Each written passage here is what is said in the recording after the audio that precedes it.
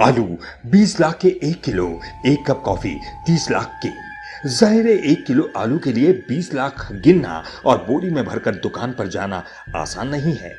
इसीलिए वेनेजुएला के लोग अब इलेक्ट्रॉनिक फंड ट्रांसफर करते हैं। ये सुनकर आप चौंक गए होंगे, लेकिन ये वास्तविकता है वेनेजुएला की।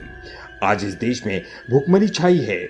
चीजों के दाम 30 दिन में दुगने हो जाते हैं। महंगाई दर 83,000% है। ये वो देश है जहां विश्व का सबसे बड़ा तेल भंडार है। 1920 में इस दक्षिण अमेरिकी देश में दुनिया के सबसे बड़े तेल भंडार की खोज हुई थी। इसके बाद इस देश का भाग्य ही बदल गया और ये तेल भंडार आज भी मौजूद है।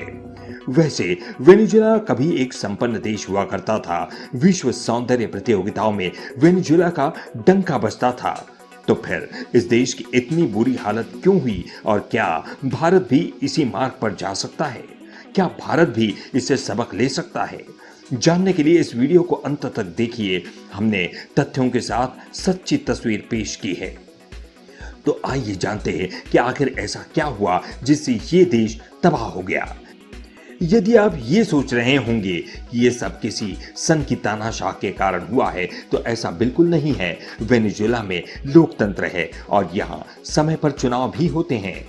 ये कहानी बताएगी कि इस तबाही का कारण लोकतंत्र ही है। जब लोकतंत्र पर व्यावहारिक सोच के बजाय विचारधारा और स्वार्थ हावी हो जाए, तो फिर ऐसी बर्बादी होकर रहती है।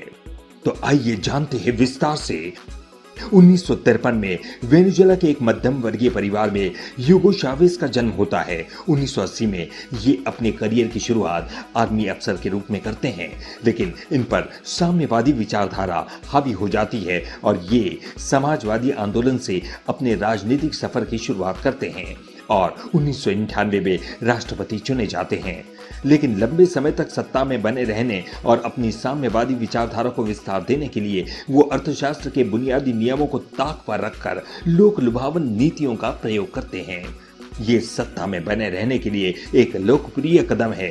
राष्ट्रहित और दीर्घावधि की नीतियों का जहां कोई स्थान नहीं होता और इसे आम जनता हाथों हाथ स्वीकार भी करती है। राजनीति में सफलता की ये एक बड़ी कुंजी है। इसके बाद जितने भी चुनाव हुए, उन्होंने हर चुनाव में सफलता पाई। 2003 में बोल्वेरियन क्रांति के नाम पर कई मुफ्त योजनाओं की शुरुआत की, जिन्हें बोल्वेरियन मिशन नाम दिया गया। बोल्वेरियन मिशन के अंतर्गत 30 सामाजिक योजनाओं को शुरू किया गया। जनता को मुफ्त की सुविधाएं दी जाने लगी। मुफ्त शिक्षा, मुफ्त स्वास्थ्य, मुफ्त मकान, मुफ्त बिजली जैसी ढेरों मुफ्त योजनाओं से चावेज जनता के मसीहा बन गए। वेनेजुएला में पेट्रोल लगभग मुफ्त ही कर दिया गया।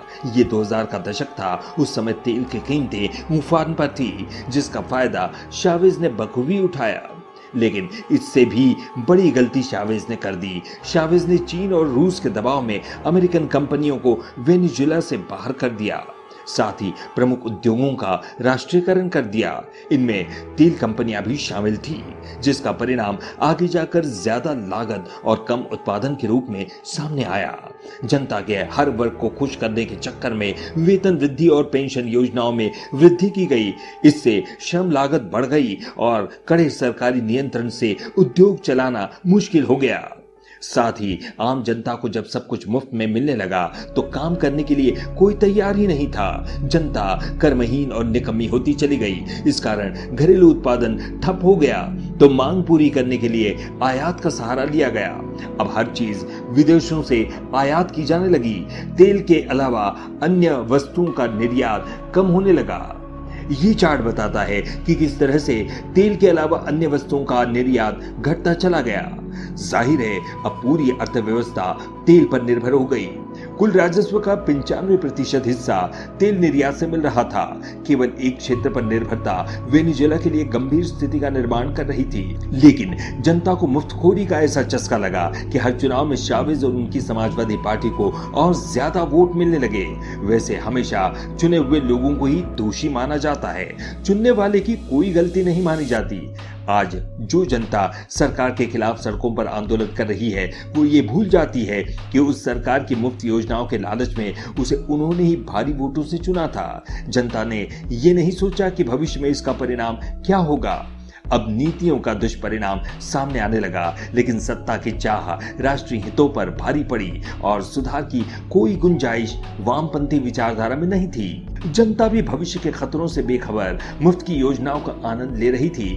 अब धीरे धीरे निर्यात से प्राप्त आय आयात बिल के बराबर पहुंचने लगी, जिससे विदेशी मुद्रा भंडार कम होने लगा।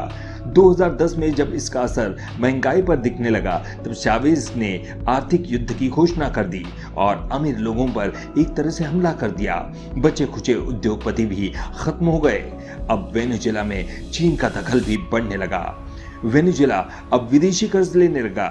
ये वो दौर था जब सुधार शुरू किए जा सकते थे, स्थिति संभाली जा सकती थी, लेकिन चावेज और उनकी समाजवादी सोच ने जनता को राष्ट्रवादी सोच के साथ तकलीफ उठाकर अच्छे भविष्य के लिए मेहनत करने के बजाय वर्तमान में जीने की आदत डाल दी।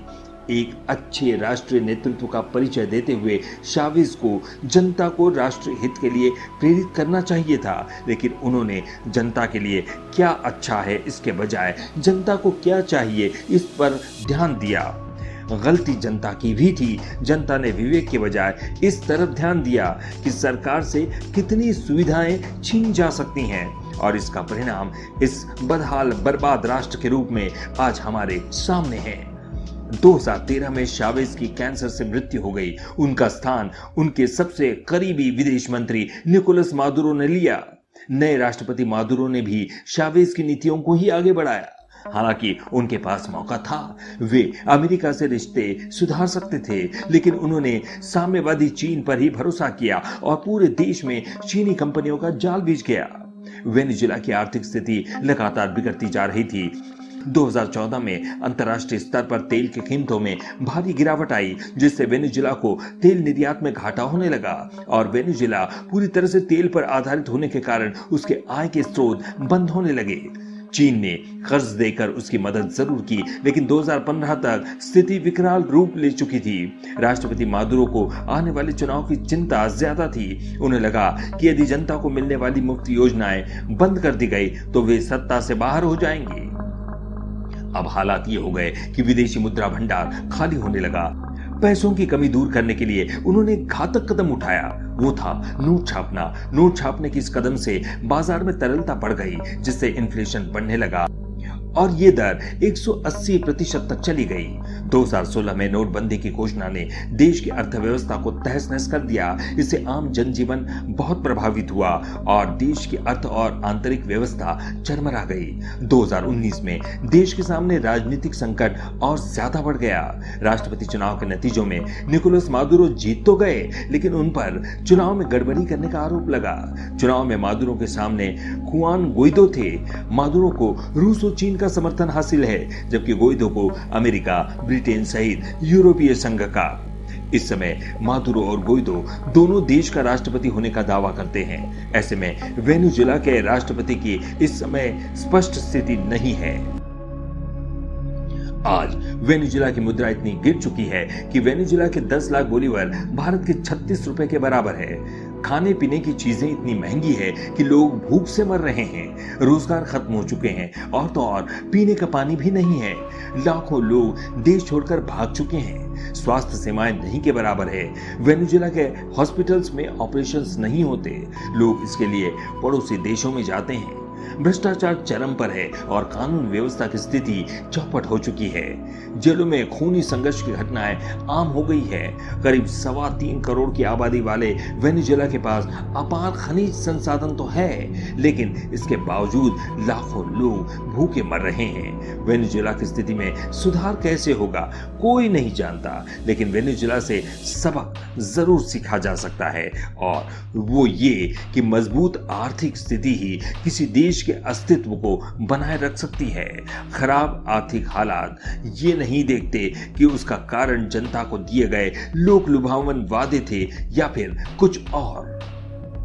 खासकर विकासशील देशों में प्रचलित चुनावी लोकतंत्र में सब्ज बाग दिखाकर चुनाव जीतने की इस परंपरा में जनता उम्मीदवारों से ये नहीं पूछती कि ये सपने पूरे होंगे कैसे और किस कीमत पर होंगे।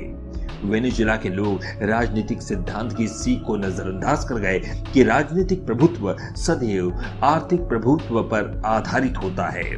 व्यवहारिकता और विचारधारा में अंतर को शायद चावेज और मौजूदा राष्ट्रपति मादुरो समझ नहीं पाए। दोनों को देश से ज्यादा विचारधारा से ही प्रेम था, जिसका घातक परिणाम पूरे देश को भुगतना पड़ रहा है। क्या हम भारतीय वेनेजुएला की घटनाओं से सबक लेंगे? ये बड़ा सवाल है। ये वीडियो आपको कैसा लगा कमेंट जरूर कीजिए और हमें सब्सक्राइब करना न भूले। धन्यवाद।